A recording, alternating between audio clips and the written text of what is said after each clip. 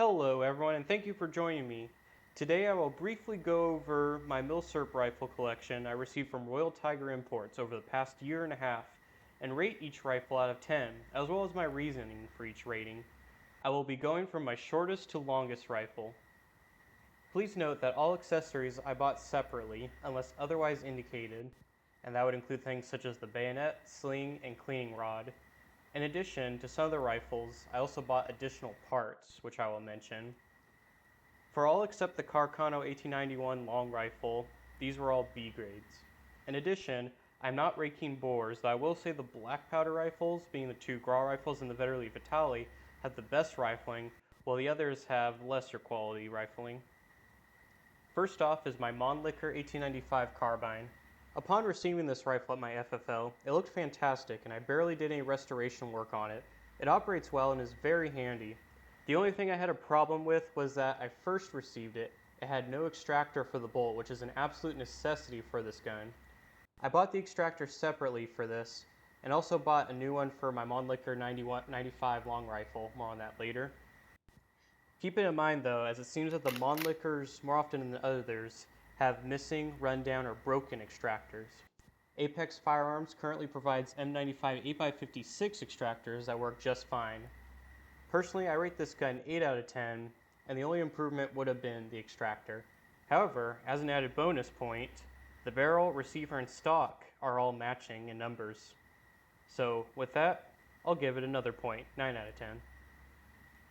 Next is my Fusil MLE Gras 1874 carbine. This one arrived very dirty and rusty, so I had to do some deep cleaning to get it into a place I liked. There's some light scratches along the metal that I don't like, and some of the stock has also had some crude repair work. The action works well, and the stock art carvings are pretty cool. This is also an 1866-74 conversion, so there's some neat history there, as it originally started life as a Chassepot model 1866.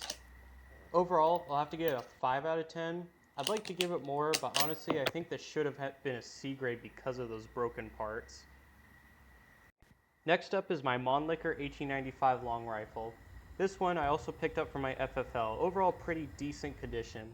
There's some wire wheeling around, but it doesn't bother me too much.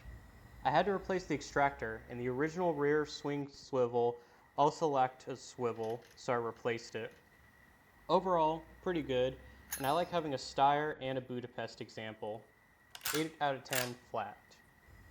Next is the Carcano 1891 long rifle. This was originally a hand select antique rated as poor to fair. I will say this feels like a time when it was underappreciated. It cleaned up decently, and it is mostly complete. It also came with a cleaning rod, though I did have to unstick it. The only big missing thing is a rear sight button, and the eject button for the clip release is forever stuck. The bolt is smooth and the rifle functions well otherwise. Overall, rate it 6 out of 10, as some parts still have extreme rust and pitting. Next up is the Gras 1874 long rifle. Can you see the pattern?